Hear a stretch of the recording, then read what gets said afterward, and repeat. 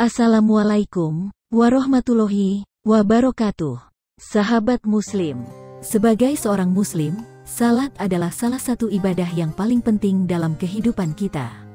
Ketika kita melakukan salat, kita harus memperhatikan setiap gerakan yang dilakukan dengan penuh kesadaran dan konsentrasi. Salat memiliki aturan khusus yang harus dipenuhi oleh setiap orang yang ingin mengerjakannya, termasuk pandangan mata ketika salat. Dalam salat, seluruh anggota tubuh diatur posisinya dan tidak boleh melakukan gerakan di luar salat lebih dari 3 kali karena hal itu dapat membatalkan salat. Ketika seseorang mengerjakan salat, ia sedang menghadap kepada Allah dan bermunajat kepadanya. Hendaknya ia merasakan kehadiran Allah di hadapannya. Ia hadirkan ketundukan fisik dan kekhusyuan hati di dalam salatnya. Janganlah ia berpaling dari Allah, baik dengan pandangan mata, menoleh, apalagi membalikkan badan. Menoleh ketika sholat kerap dilakukan oleh beberapa orang, baik disengaja maupun tidak. Lantas, bagaimana hukumnya menoleh saat sholat? Apakah hal ini dapat membatalkan sholat? Simak penjelasannya sampai akhir. Bersama kita, berbagi ilmu. Menoleh hanya dengan gerakan kepala dan mata. Sementara anggota badan lainnya tetap menghadap kiblat. Menoleh semacam ini hukumnya makruh dan bisa mengurangi pahala sholatnya. Hanya saja sholatnya sah dan tidak batal. Tidak ada perselisihan di kalangan para ulama tentang makruhnya menoleh ketika sholat. Berdasarkan hadis Aisyah radhiyallahu anha, beliau bercerita, aku bertanya kepada Rasulullah shallallahu alaihi wasallam tentang menoleh dalam sholat. Beliau bersabda, itu adalah colekan, setan mencolek salatnya seorang hamba. Hadis riwayat Bukhari. Dalam kitab Al-Mawsu'ah Al-Fiqhiyah Al-Kuwaitiyah menyatakan, hukum makruh ini dikaitkan jika tidak ada kebutuhan atau karena uzur tertentu. Akan tetapi jika di sana ada kebutuhan, seperti kekhawatiran terhadap keselamatan dirinya atau hartanya, maka tidak makruh.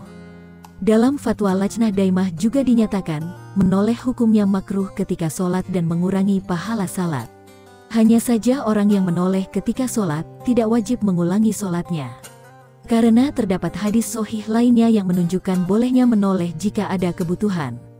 Dari sini disimpulkan bahwa menoleh tidak membatalkan sholat jika dibutuhkan. Dari hadis Jabir bin Abdillah radhiyallahu anhuma, beliau bercerita, Rasulullah shallallahu alaihi wasallam sakit dan kami sholat di belakang beliau.